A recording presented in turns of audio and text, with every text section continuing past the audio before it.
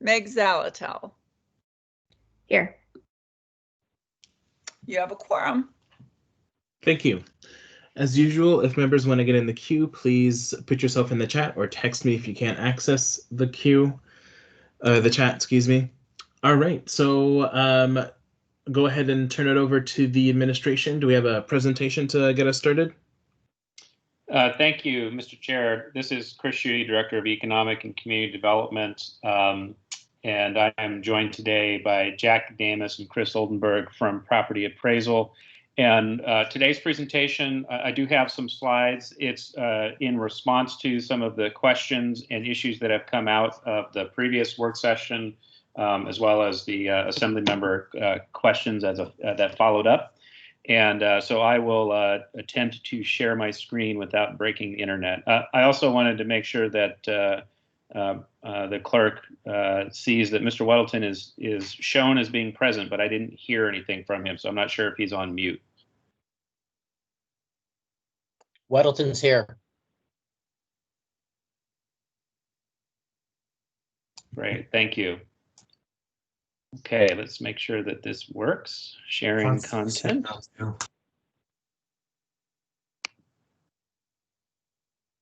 Okay, is everyone able to see my screen? Yes. Also want to note for the record, I think that was Mr. Constant saying he was here. Go ahead.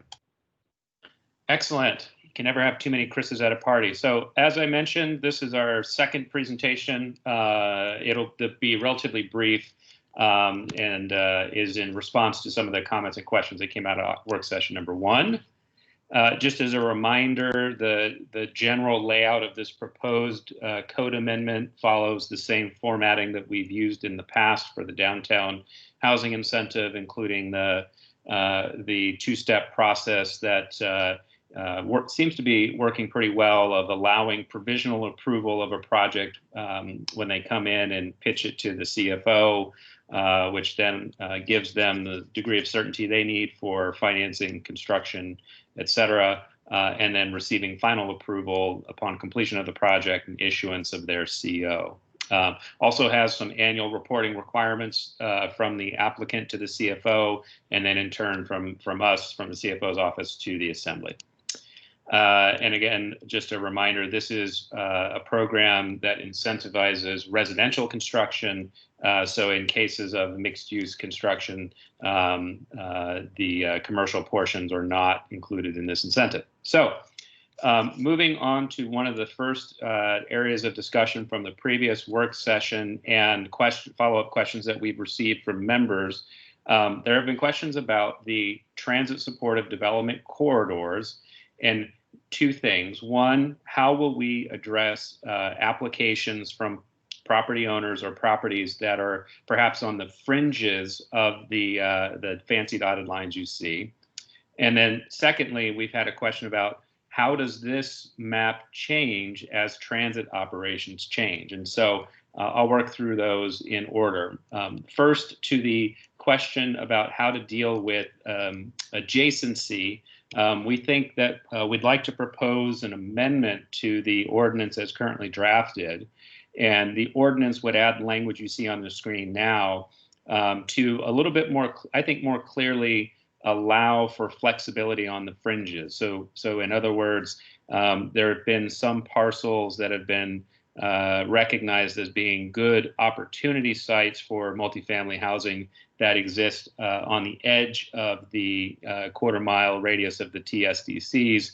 And so we're proposing a language change to the definition of TSDC that would allow for that. Again, the focus is to keep these multifamily developments, or at least the tool, focused on those corridors to provide the supportive benefits of the transit network, but also recognize that some of them may be just slightly outside or on the edge of those areas. So we're proposing this language change. And Jack, I don't know if you wanted to add anything to this since it mimics adjacency language we use elsewhere or not. I would say no. I think you did a really good job describing that, and yeah, what we're trying to do is just err on the side of, if it's on the fence, so to speak, within the boundary, we want to err on the side of including it. Excellent, thank you. Before I move off of that slide, I'm sorry, before I move off of that slide, the second point or the second question that we have received that does not actually require an amendment to the ordinance is, how do we account for changes in our transit network? So as new routes come online next year, for example, and perhaps as the Independence Park route is reinstated, for example, how will the transit supportive development corridors follow?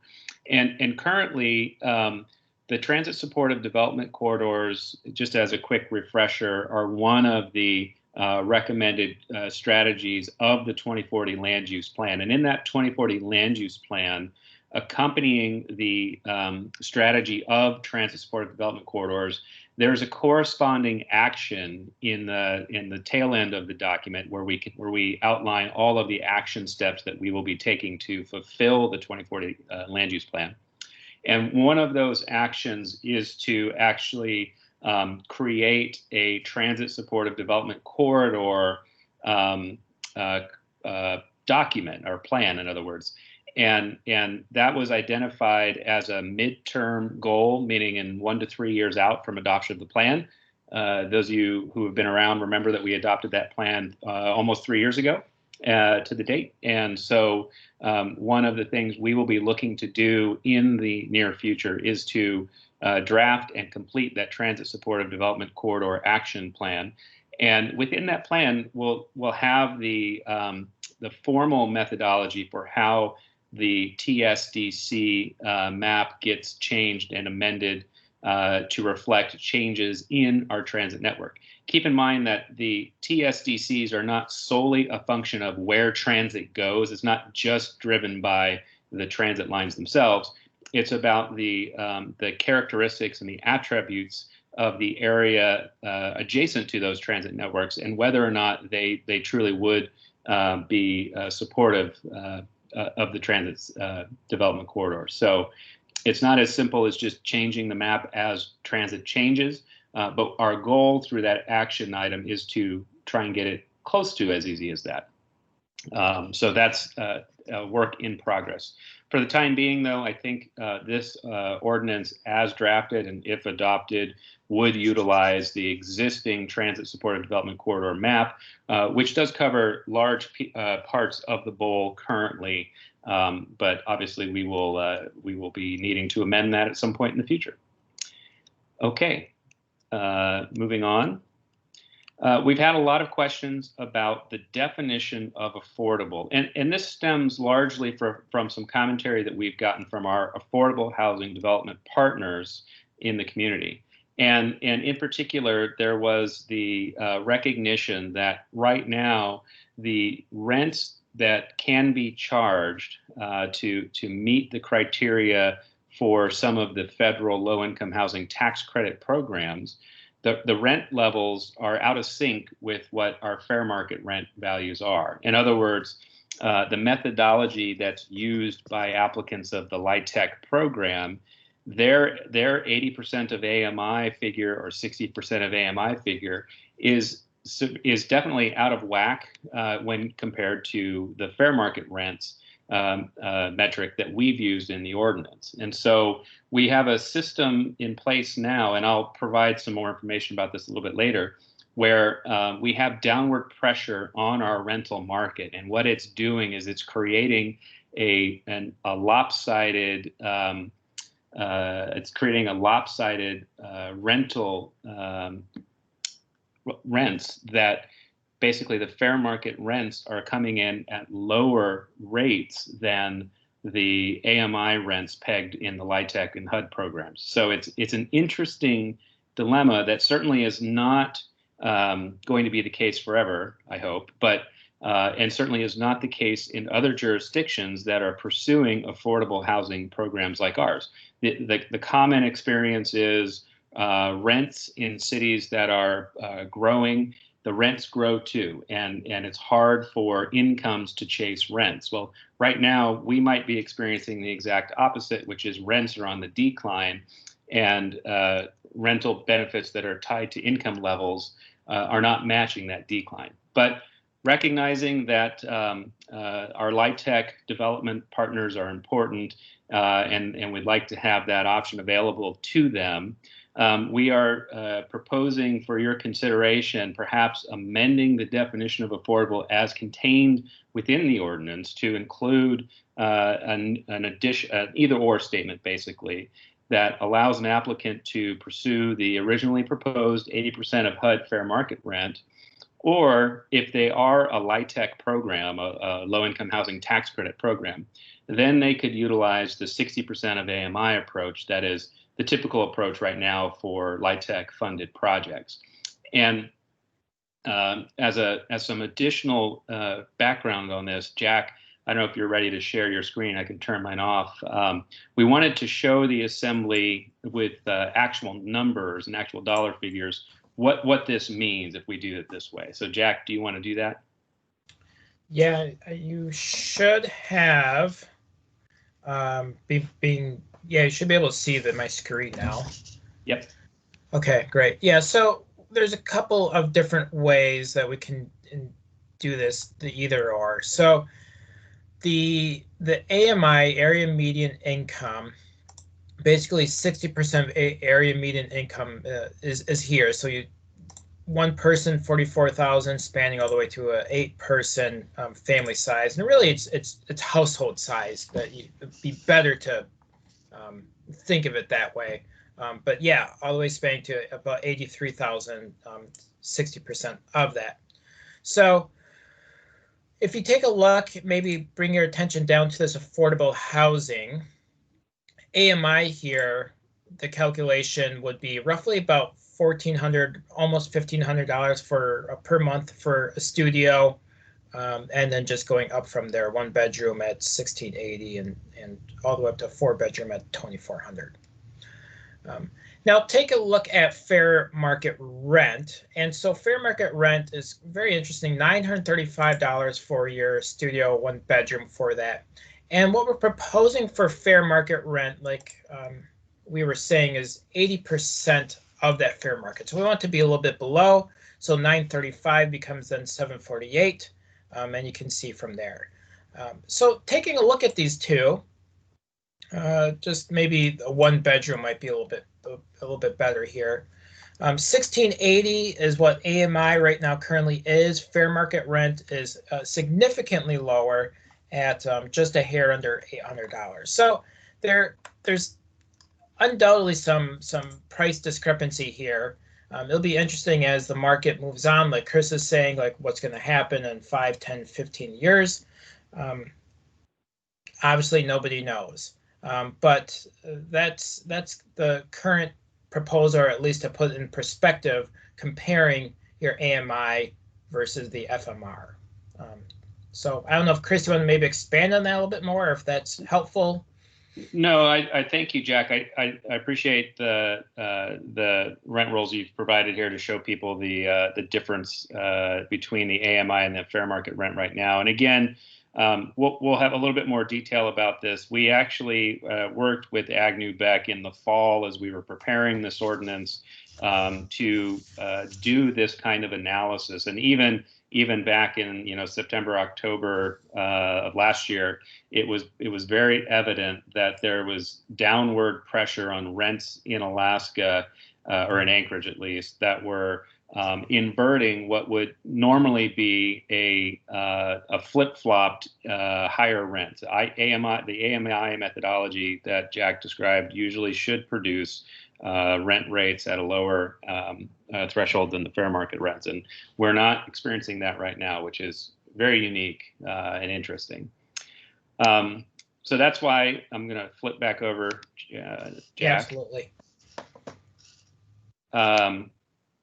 That's why we think perhaps one way to thread the needle right now, given the unique conditions in Anchorage, would be to present an either-or option like this, where an applicant can select one methodology or the other. So Again, as in the previous example, we're on the screen right now as a potential amendment to the ordinance that would add that reference for the 60% of AMI option, and then in addition includes a change to the application section that says applicants, when applying for this incentive and indicating that they'd like to pursue the affordable housing incentive, they do need to tell us, which definition they're going to use for that project. I think we covered. I hope we covered this pretty well. The why this amendment would be needed. It's greater flexibility for our low-income housing tax credit partners in the community, which continue to put together multifamily projects even during the downturn and the pandemic. And it also is reflective of the current condition of the anchored rental market. Won't always be that way, but is the condition currently. Okay, another amendment, and this one. Before you move on, I have someone in the queue, Ms. Zolotel. Thank you, Mr. Chair. Mr. Schutte, so as I'm thinking through this, and what I'm hearing is the current rental market is a little bit odd and not what we would normally expect, but the commitment that the individual applying for the tax credit is making is for several years. So is there any, is it I made my choice and then I'm done and I'm locked in for the duration, even if there's basically a shift to the opposite scenario throughout the time of the tax credit? Yeah, good question. And Jack and I were having a lengthy discussion on this topic right before the work session started. So the way that we have proposed wording this amendment, it does two things. It creates the either or option, but it also pegs the AMI approach to our LIHTC partners only. So if you are a LIHTC project, part of that, of being eligible to apply for funding through the LIHTC program is a requirement to tag your rental rates to the 60% of AMI. That they're locked into that throughout the entire lifespan of the project. So they couldn't flip-flop from one measure of affordability to the other throughout the lifespan of that project. In some cases, though, you are right that eventually in a healthy or growing market, you will see that the FMRs climb, and suddenly the FMR rent that a landlord can charge will be higher than the 6% of AMI, and so I think that's ultimately okay because right now, our market's just upside down. So we do intend for applicants to select which definition or which methodology they're using. Obviously, only LIHTC funded projects would be able to select option 2. So I think it doesn't do a lot different other than creating greater flexibility for the LIHTC projects right now. Okay, thanks. Thank you. Mr. Whittleton? Thanks. Well, Chris, can you go back to the previous slide? So I'm confused on number 2, because the way this reads, for low-income housing tax credit properties, 60% of the area median income. So that sounds like the household would have, that's their earnings?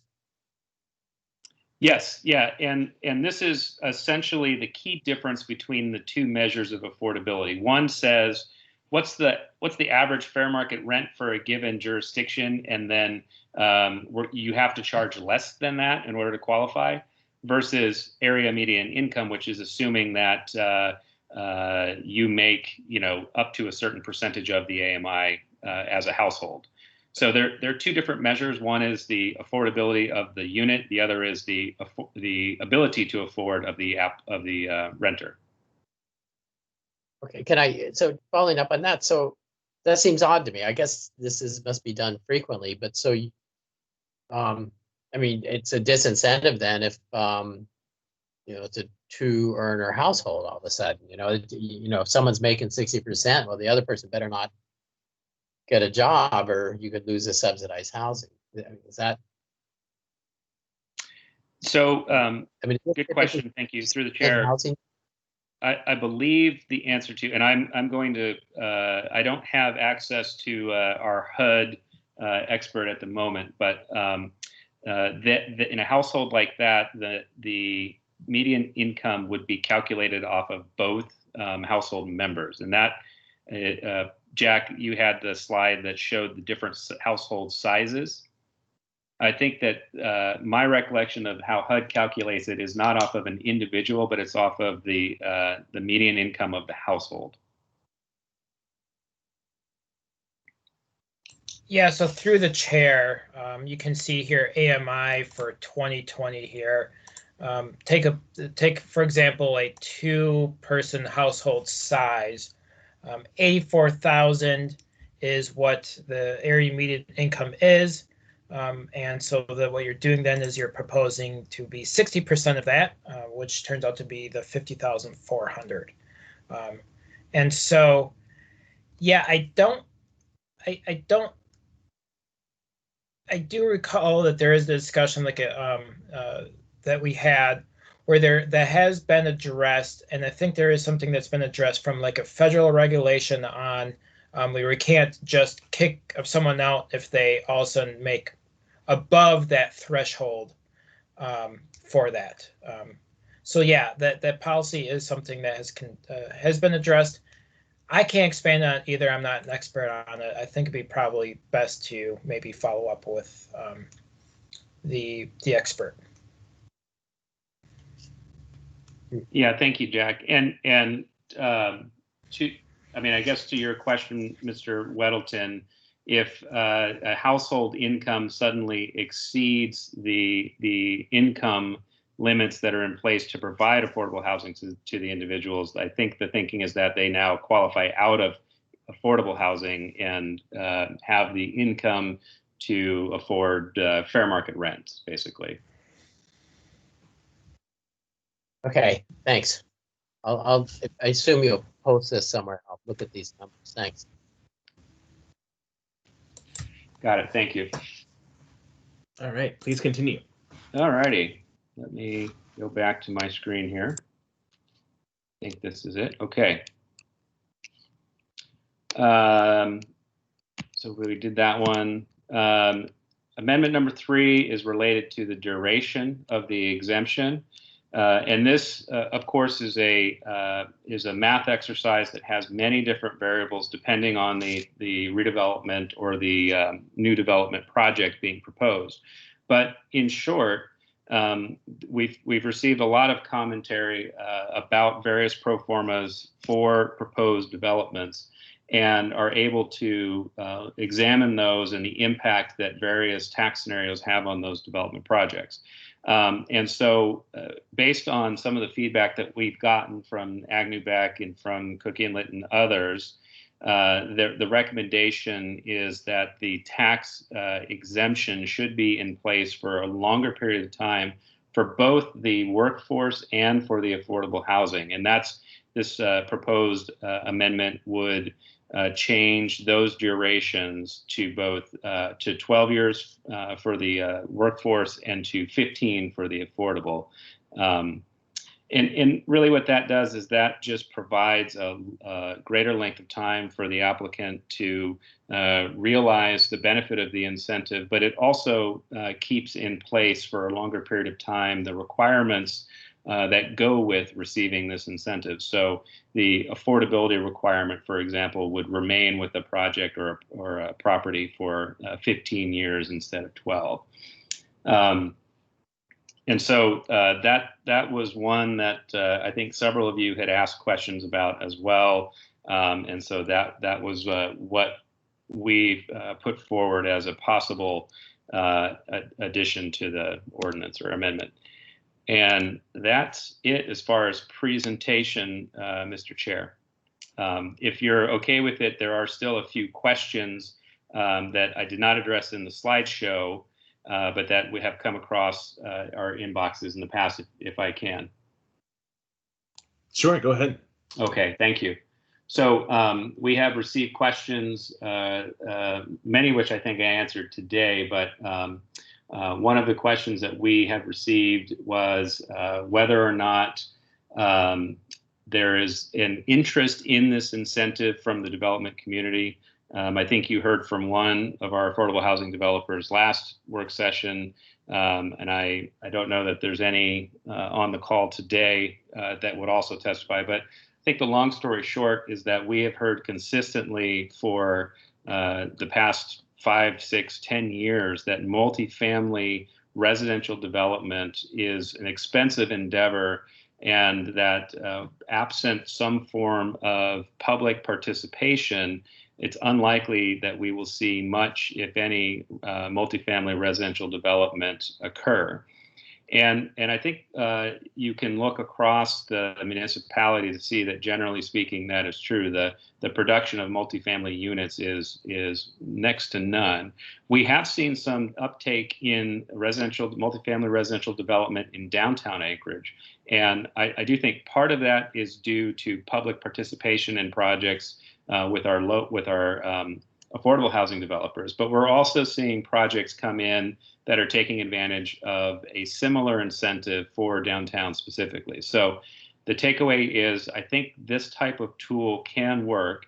And if our objective is to increase the utility of our transit supportive development corridors with a denser multifamily product, that this tool will be used and would be useful for developers.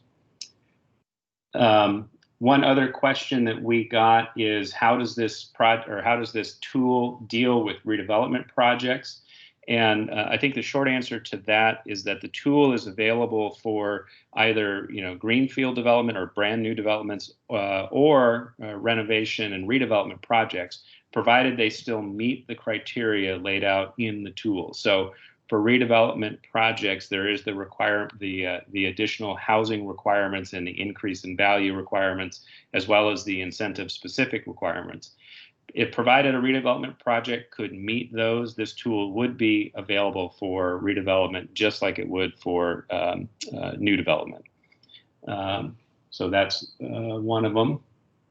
And then the other question that we received from you, Mr. Chair, that I'm not entirely sure how to answer is whether or not we have considered set-asides for individuals experiencing homelessness. And I don't think we have, and I'm not entirely sure how we would through this ordinance. But I did want to just mention that one of the things that we have taken to heart from all of our work in the homelessness realm is that addressing homelessness occurs across the entire spectrum of housing and housing types.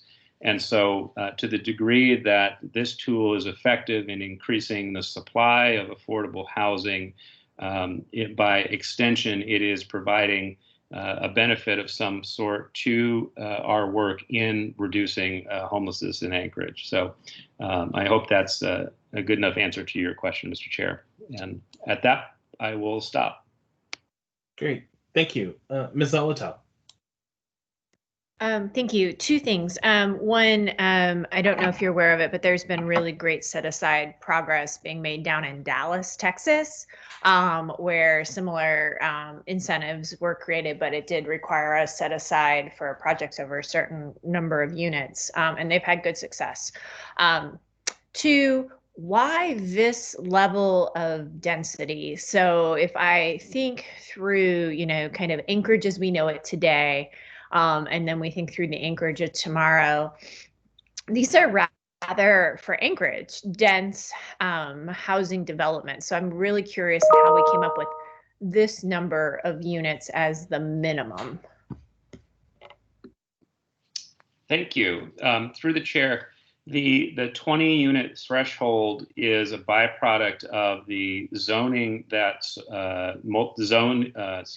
the density per acre that's allowed by the multifamily zoning that exists in and supports our transit supportive development corridors. In other words, the DUA is allowed under an R3 zoning, for example, are such that a 20-unit threshold is only a fraction of the total development potential of that particular piece of property. So it was It was a calculus that takes into account the densities that are achievable of the multifamily zoning on our TSDCs. And in order to fulfill the highest and best utility of that density, 20 units was established as a minimum threshold. It's also a sort of a price point issue. And for us, it made most sense that there would be interest in providing set-asides for affordability or for workforce, provided there could be an economy of scale of at least 20 units. So it was, there's no magic number necessarily, but based on those factors, that was how we settled on 20. And may I ask a follow-up, Mr. Chair? Sure. Thanks. Would the current newer assisted living home developments, if they were located in these corridors, qualify for this tax incentive? That's a good question. I'm actually going to lean on Jack a little bit to see how you classify assisted living.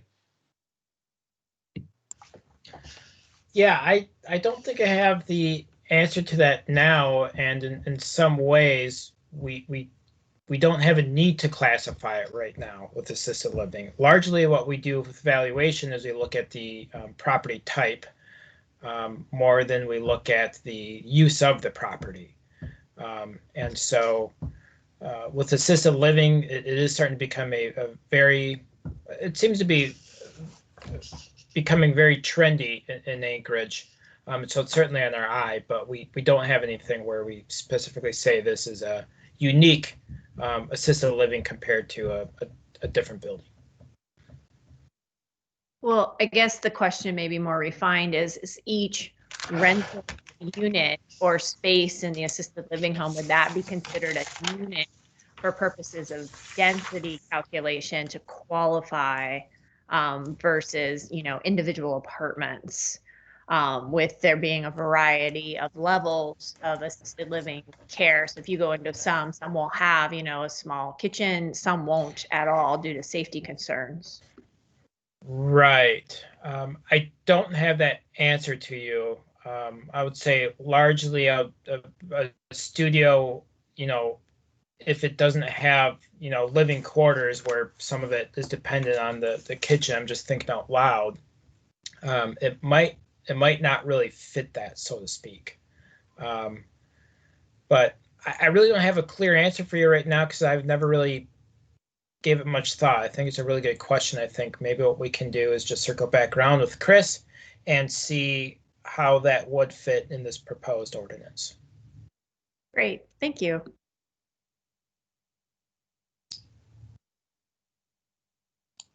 Thank you. Did you have anything further, Mr. Schutte? No, Mr. Chair, at this point, we're here for any questions or comments. Great. Is there any other further discussion or questions?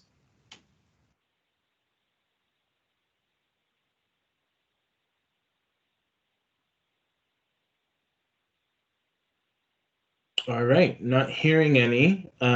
We will have a series of amendments and deliberation on Tuesday. Looking forward to that. Thank you so much, Mr. Schutte and team. Thank you, Mr. Chair. All right, with that, I'll go ahead and end this work session. Have a great weekend, everyone.